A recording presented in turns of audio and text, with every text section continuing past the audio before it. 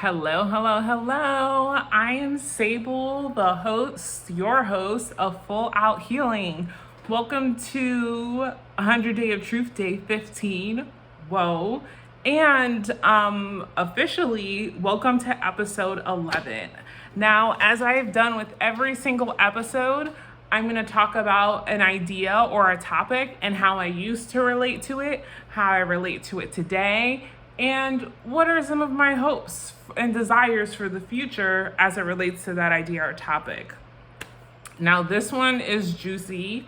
Today's topic, episode title is Myths That Kept Me in an Abusive Relationship. Now, there are quite a few, so what I'll do is I'll say what all the myths are, and then I'll talk about the past for all of the myths. Then I'll talk about the present for all of the myths, and they all kind of like inspire a shared hope and desire, okay? So here are those myths that kept me in an abusive relationship. One is the idea of being a ride or die, a ride or die chick, a ride or die person. That is something of value. The next myth is that relationships are hard. And I'll go into more detail about all of these myths.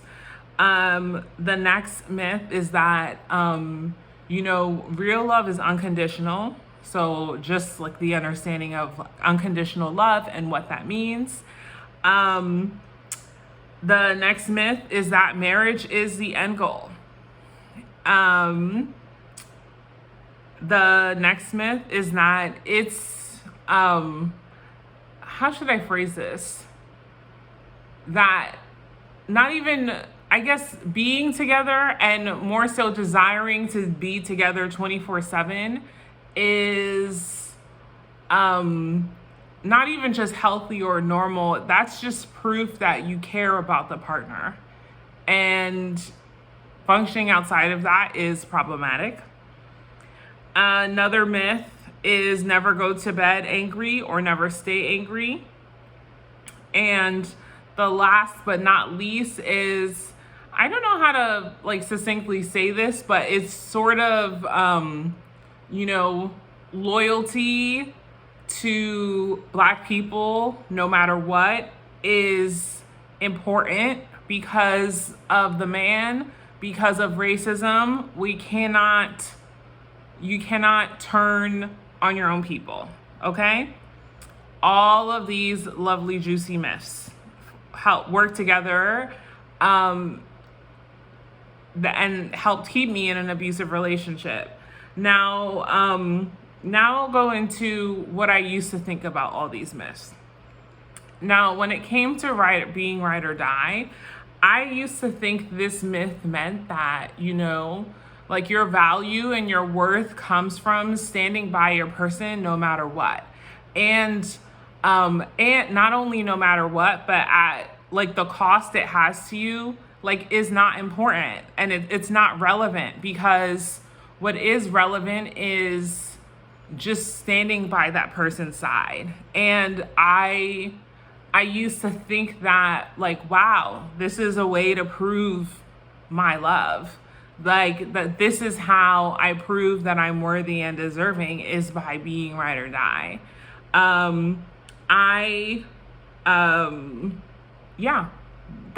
what I used to think about it. And I thought that, that equated to, I need to, that all the hard stuff, like this is a part of it. So I guess it sort of equated to, I need to withstand things in order to have, like, it kind of helped explain, it helped create an expectation of how I'm supposed to deal with and manage challenging things within the relationship, okay? Like from the person. Relationships are hard. This myth meant, that everything that I'm struggling with Like, it's supposed to be this way because relationships are supposed to be challenging. They're challenging because, it's hard and scary being vulnerable, and that brings up all the things. And, if it's not hard, you're not really trying. And like, it's just a part of the human condition. Relationships are hard. If you want a relationship, you need to get used to the hard parts because that's what they are. And so basically this myth sort of, I used to think that, like, get with the hard parts because this is what I'm saying I want, so this is a part of it, The next myth is unconditional love. Now, I honestly used to be really confused about this myth in particular because on paper, I knew, like, on paper it made sense, right? Like, you should love people no matter what. But then it made me feel a little confused because I was like, well, what if, it made me feel confused because I had feelings of, this doesn't feel good. I think that was as best as I could articulate it at the time. This doesn't feel good, yet I have to keep showing love. And it feels, it really took so much emotional, cognitive energy, effort, and work to be able to find a way to, I thought it was work through, but it was really push aside all of the things that didn't feel good so that I could still show up in unconditional love, right? And so unconditional love, I think this myth at the time, it meant that, I think it really translated to, I'm trying to talk about it, not how I think about it now, but then it was like, uncomfortable feelings that I experience can't get in the way of expressing love, because if they do, then I'm being disingenuous, and then I'm putting conditions on love, and that's the worst thing you can do. Like, that's the most harmful thing you could do. That's the fakest thing you can do, putting conditions on love. The next thing is marriage is the end goal, in the sense that, it's really interesting to think about this one, that this is a myth that kept me in an abusive relationship because, being a queer woman, and I'm like in my mid 30s. So, growing up, gay marriage was like illegal. It was like only legal in like Vermont or whatever. Which meant that I just grew up knowing that this was illegal. And because I grew up knowing it was illegal, it's not something I ever really, I aspired to, desired, allowed myself to even dream about, because I just knew it was illegal. So and there were lots of other things going on in terms of like how I thought about my future. I know that when I was younger, I didn't believe that I could have what I truly desired, right? And so gay marriage being illegal just kind of was external proof of that, right? So it's interesting to think about marriage as the end goal, because I'm saying all of that to say, like, I didn't really even want marriage. I didn't even really want to be married. It's something my ex-wife wanted more and created more pressure around. And but yeah, marriage is the end goal. I also think just being a queer person and literally being alive at a time where gay marriage was illegal, I think, and especially within the context of like the movement for gay rights, there's marriage as a goal. It's kind of contextualized in all of that, and it kind of means something. Marriage as the goal is kind of a part of not necessarily queer respectability, but I think, well, kind of tangentially, it's a part of, how do I say this? About declaring and establishing like the humanity in queer people. That's why, like, that's kind of the gist behind Love is Love, right? Like, just because you're gay doesn't mean you don't love. Like, you're a human and you love too.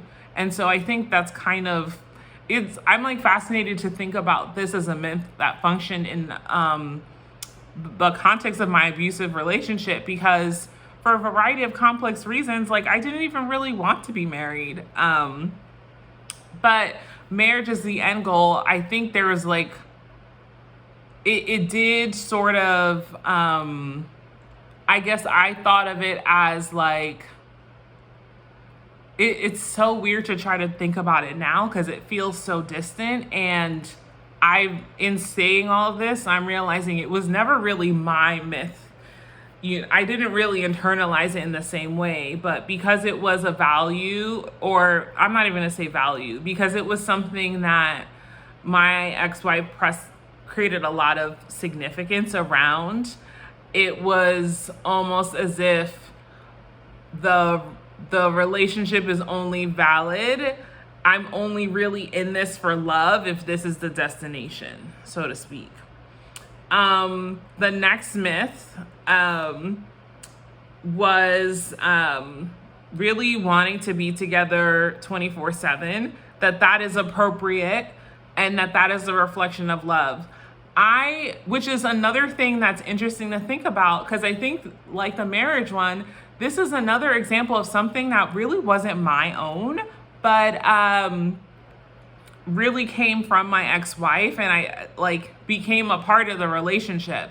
And I say this because I distinctly remember when we were talking about like moving in together, and I was like, talking about what chores would be and how we would share space and all this other stuff. I remember saying like, I'm gonna need alone time on Sundays or like regularly. And I literally will never forget this. She literally said, that's gonna be a problem. And I was like, I remember thinking, it's so interesting because the me now hearing that's gonna be a problem is like, excuse me, what? The me now is like a side eye from the depths of my soul. The me then panicked and was worried about me causing a conflict, okay?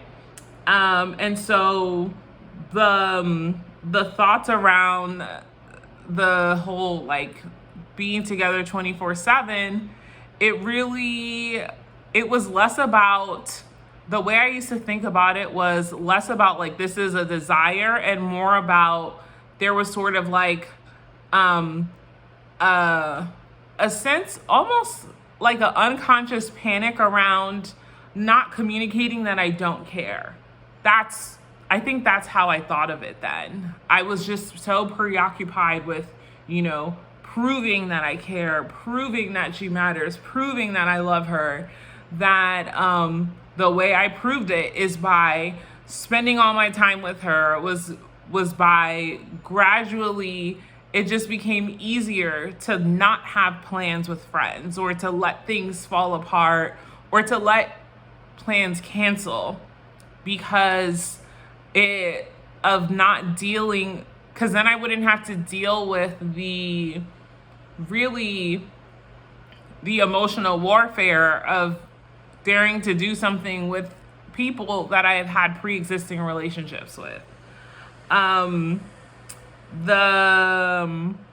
Which also created, I really remember feeling really confused because I was like, I know I'm in a relationship, and I remember thinking like, you do matter to me, but like these are my best friends from high school, and like we have like we've all had relationships at different times, and we have times where we hang out with baes, but like this is a friend thing. And I just remember feeling really confused about that because whenever I tried to do like the friend things, it was a whole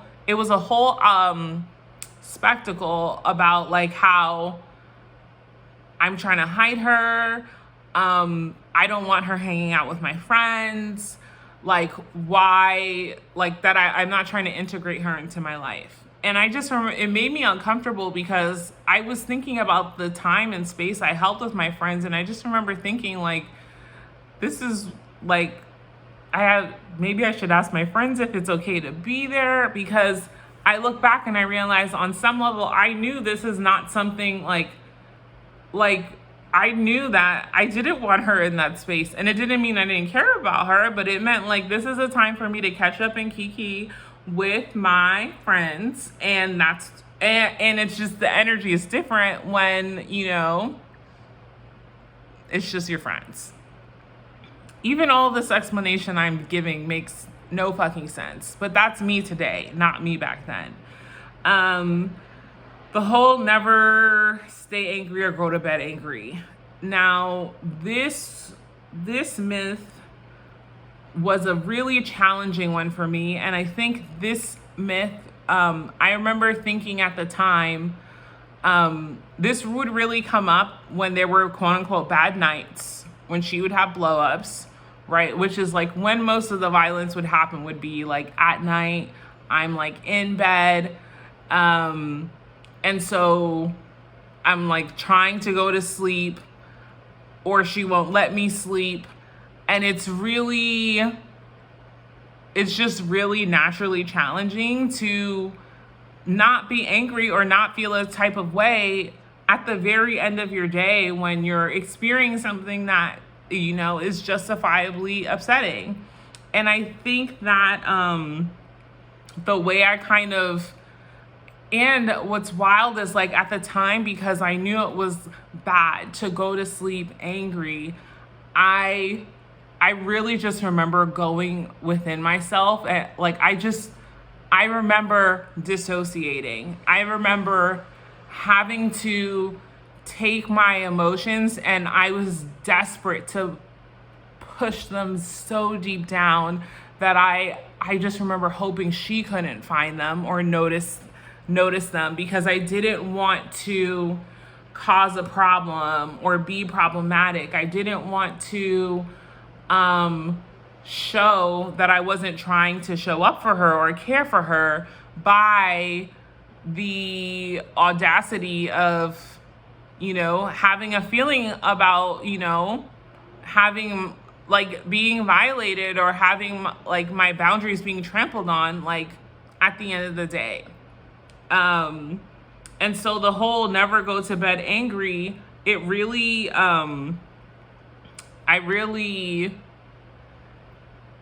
it made me try to, it just made me try to like disconnect with my anger, because I didn't think I was disconnecting from it. I thought I was like pushing it and making it go away. So yeah.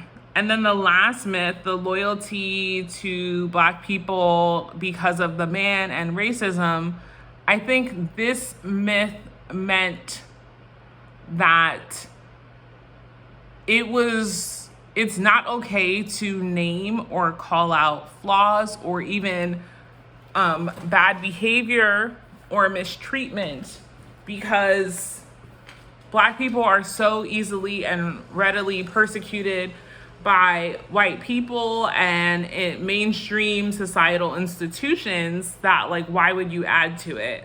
And so I kind of just got the sense that, like, as a continuation of it, I think the way I thought about this myth is like, I can't even think about what she's doing is wrong, because that's a betrayal to the people, Yeah, I think that's how I used to think about it. And so for me, this myth really created a false choice of like, am I like a false choice of like choosing Blackness over acknowledging reality.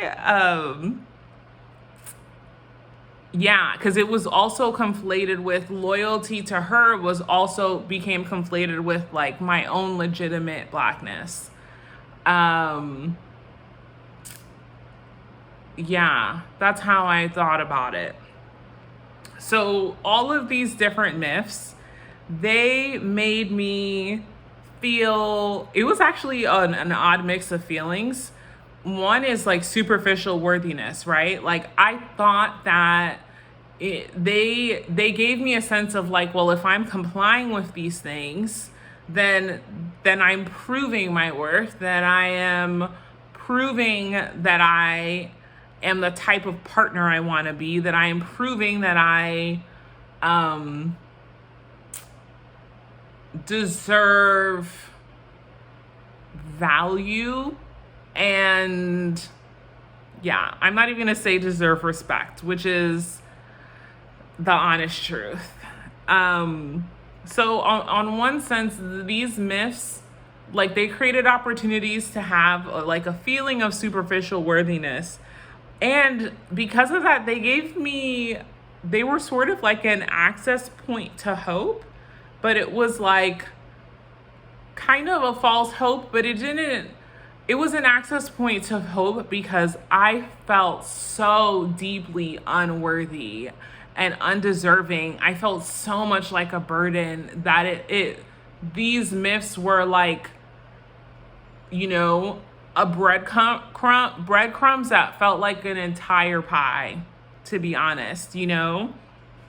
I didn't, because I just felt so deeply unworthy. The breadcrumbs felt like an entire fucking pie, you know? Like I didn't even, the realm and awareness that a breadcrumb was a breadcrumb was not there. It just wasn't. And I would say all of these myths made me feel confused because as I was alluding to, really engaging with all of these myths on some level did require a disconnection, disassociation from myself. It required like a suppression. These myths didn't really coexist well with how I was really feeling. But that kind of makes sense because these myths required me to, they were sort of like a manual and a handbook to like, this is what you do with these, this is what you need to do with these feelings that are incompatible with what's happening. Yeah. The narrative all of these myths basically had at the time was, and honestly, the narratives that all of these myths kind of work together to create within the context of that abusive relationship is, this is why I'm wrong. This is why I need to try harder. This is why I need to change. Like all of those myths proved those things, quote unquote. Those myths also sort of within the context of the relationship supported a narrative that all of my ex-wife's behaviors are because and originate due to some default in me, like something that is defunct or not functioning in me, something that is wrong with me.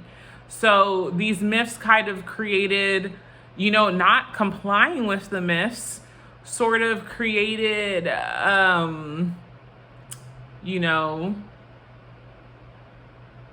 it created, how do I say this? The language, the not complying with these myths created the proof or the evidence that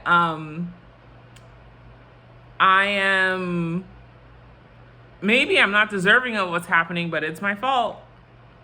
Which is, it sounds wild, but I think, and because it's my fault, I can't really have a feeling about it.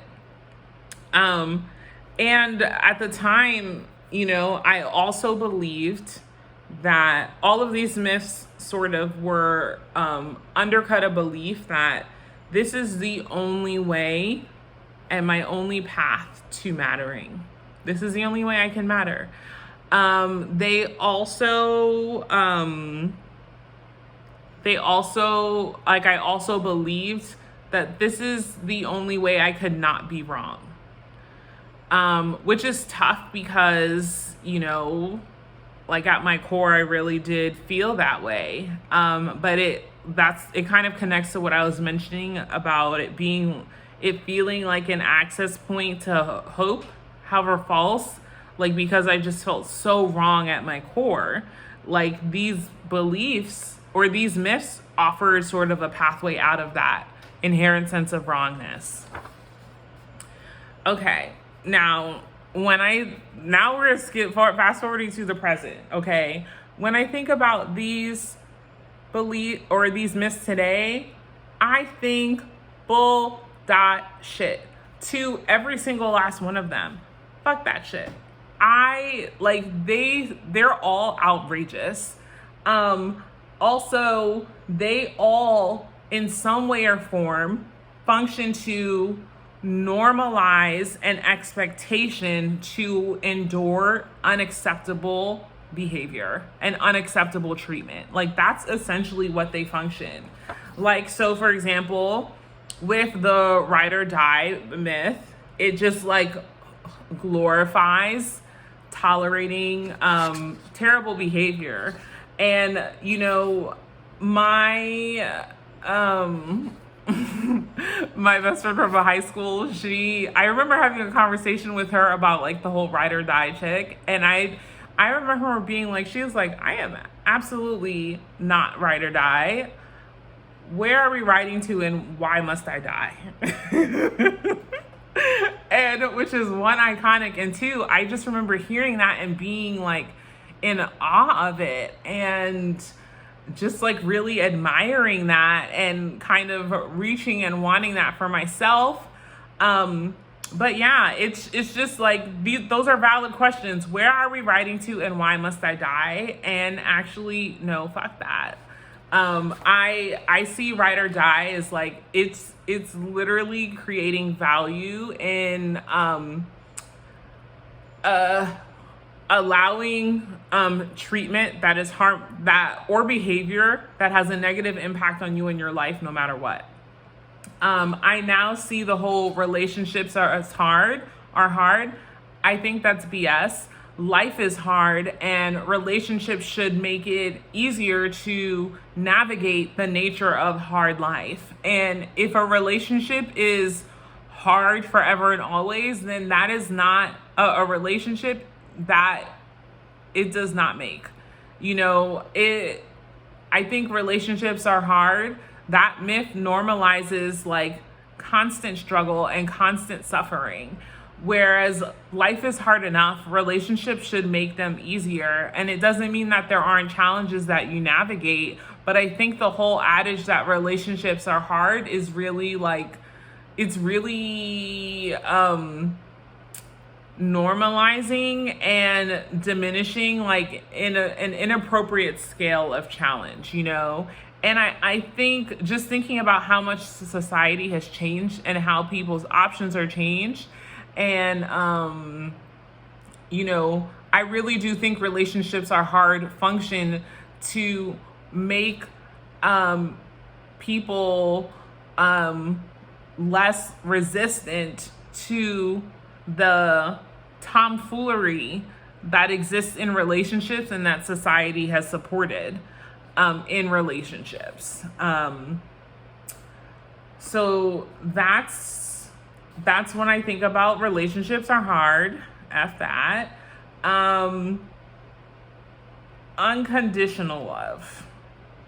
I think the only type I think is a crock. I'm gonna say the only type of unconditional love that should exist is with the parents and children. And I say that as a child, an adult child, not as an adult with children. Unconditional love, when I think about it now, I am like, I can love and accept for you who you are, but I do not need to love and accept the way you treat me. If it is a violation, if it is outside of the boundaries I have set and declared, continued access to me and an expression of love from me absolutely has conditions. And you best believe those things will dissipate from your life if you cannot, will not, and choose not to comply with the things that I've named and requested and require to feel safe in relationship with you. So, unconditional love, unpopular take or not, I don't care. I don't believe in that shit. Love and expression of love from me, access to me, absolutely has conditions. And it's just such a myth. I think it's just so problematic that we really have tied, like, it's almost as if, I just think it's so problematic that we say that you can do whatever you want and are still entitled to have access to a certain sort of like response and an affect from someone. Like, that just feels not right. And I also think it's a cheap attempt to sort of make, I think it just enables shitty behavior. And it enables shitty behavior while claiming to have a high ground, right? Because, oh my gosh, you should, love is love. Like, how could you put barriers on love? Like, I think that's what it's doing. And I just think that's a crock of shit. I can love you from afar. I can love you from afar, and me loving you can look like accepting who you are, like releasing that energy and forgiving you from a distance while still maintaining my peace and boundaries. That can look like love. And I feel like the whole unconditional love bit is you can do whatever you want and you're still entitled to access to my time, energy, attention, and resources. And that's a full stop for me at this point, forever and always. The next one is marriage is the end goal. Fuck that shit. Happiness is the end goal.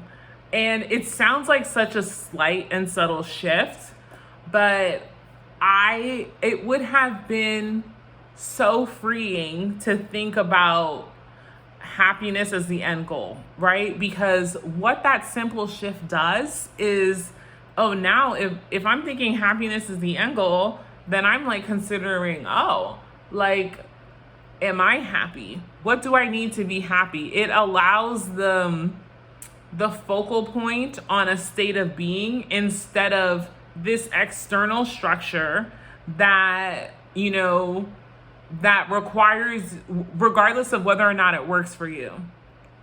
And, you know, marriage is the end goal is just like, so, it's just so not it for me. And it's really like happiness is the end goal. And, you know, and that's what it is. I could go in on my thoughts on a marriage today, like for me in my life, but that's another podcast for another day. Let's see. Wanting to be around each other 24/7. That is also a crock of shit.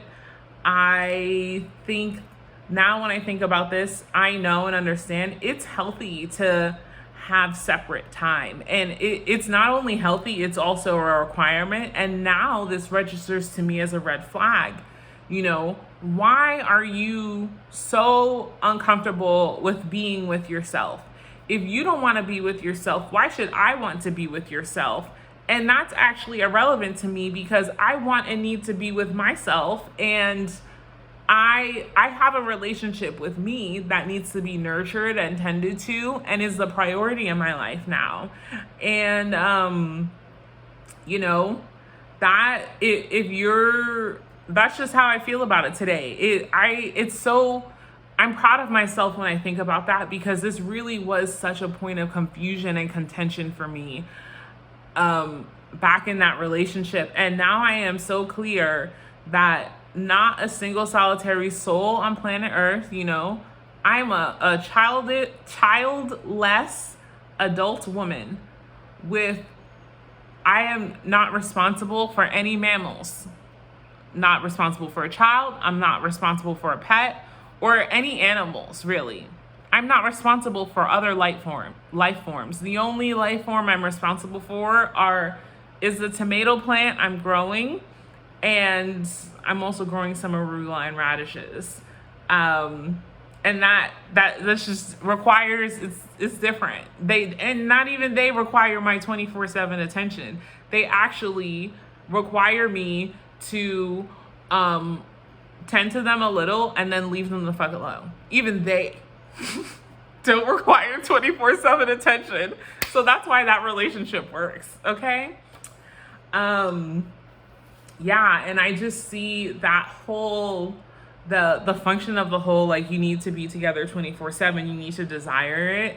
It really just functioned to make me it really functioned to make me judge myself for a very natural need, a self-honoring need, right? That's what it basically did. The next myth, how am I thinking about it now? Never go to bed angry. I also think this is, one, I look at this in the context of the my old relationship, and now I just, it was just so inappropriate and so, like, almost a level of emotional violence, right? Like, if I am being violated, I have no obligation to get to a emotional state that is comfortable for you, the person who has violated me. It's the whole never go to bed angry. I really think this idea serves people who don't know how to, don't want to be bothered with, whatever. But whatever it is, they don't want to deal with the emotional impact of what they've done. And that shit is not my responsibility. It never has been and never will be. And that just is what it is. And that's how I see the whole don't go to bed angry functioning.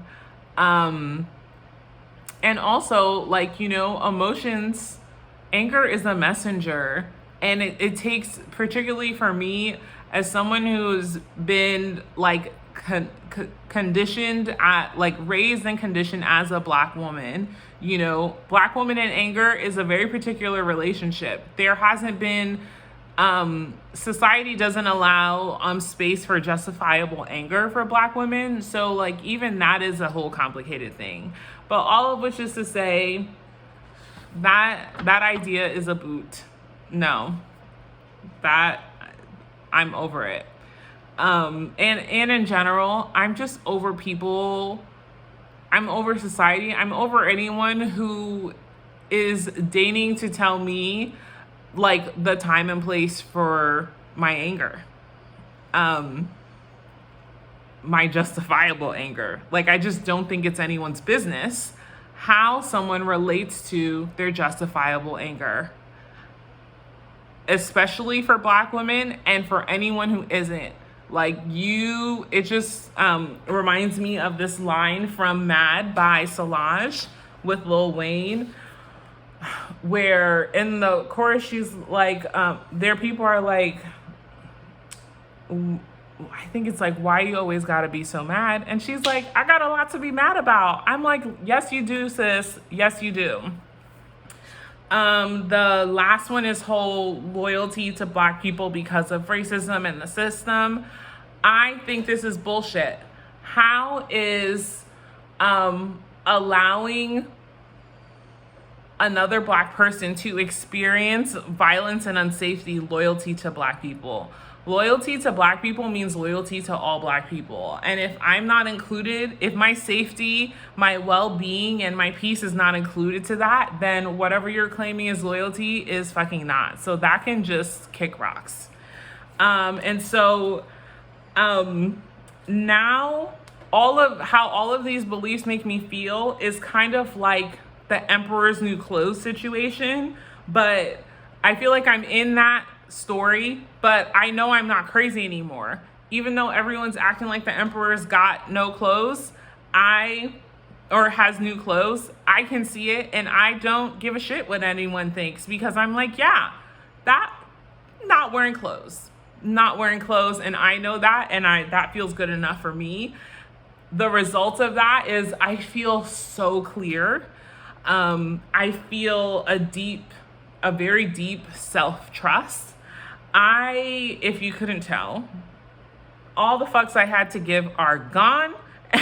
And I also, it might be the best part, I legitimately feel so happy, blessed, and thrilled to be by myself. Like, it is a joy. And I didn't even feel by myself, I feel with myself. And it is the best I've felt in my entire life. And it's pretty amazing. The narratives I hold about these myths now are that, yeah, society, all of these myths have functioned to create an invisible cage. Like, these are all norms that have created an invisible cage that I was in. My conditioning and my really low self-worth hid the key to that cage.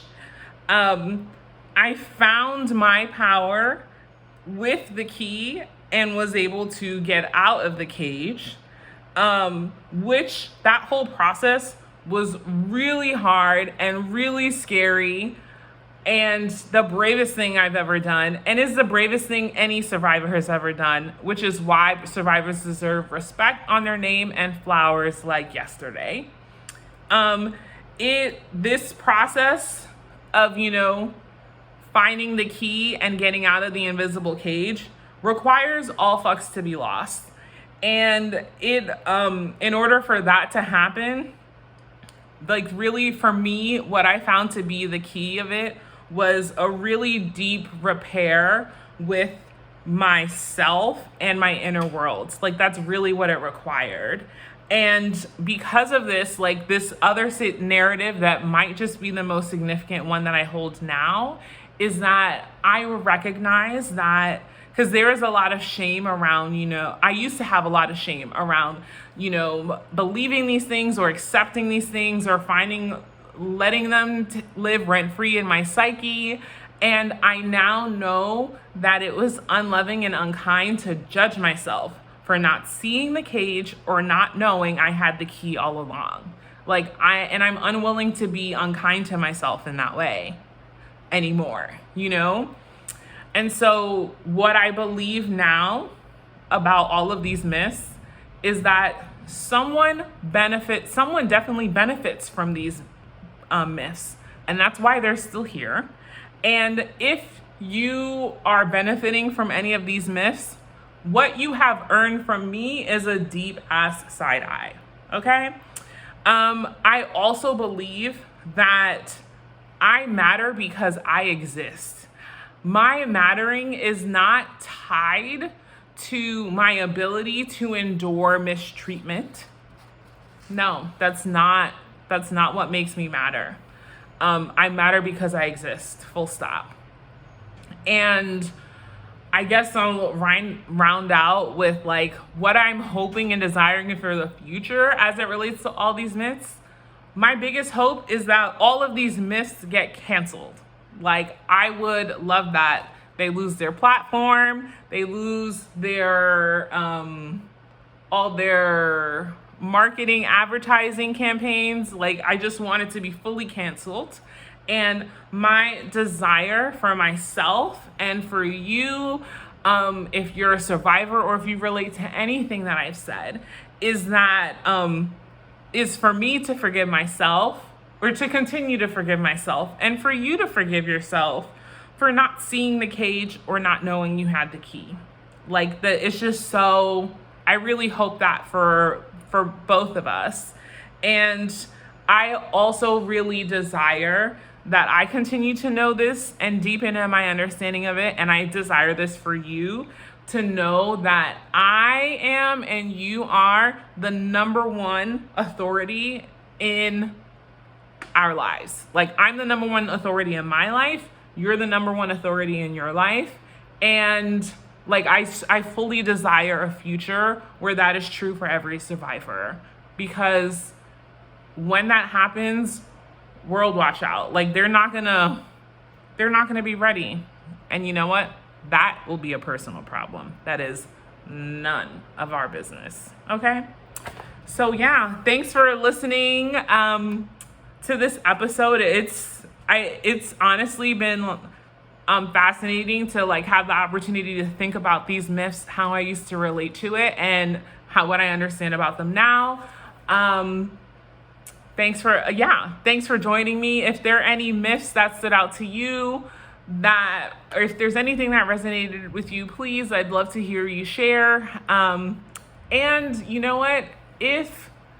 And even more than that, I just love for you to have consciousness around it and honor yourself for acknowledging and owning that. So yeah, that's all, folks. All right. Thank you so very much.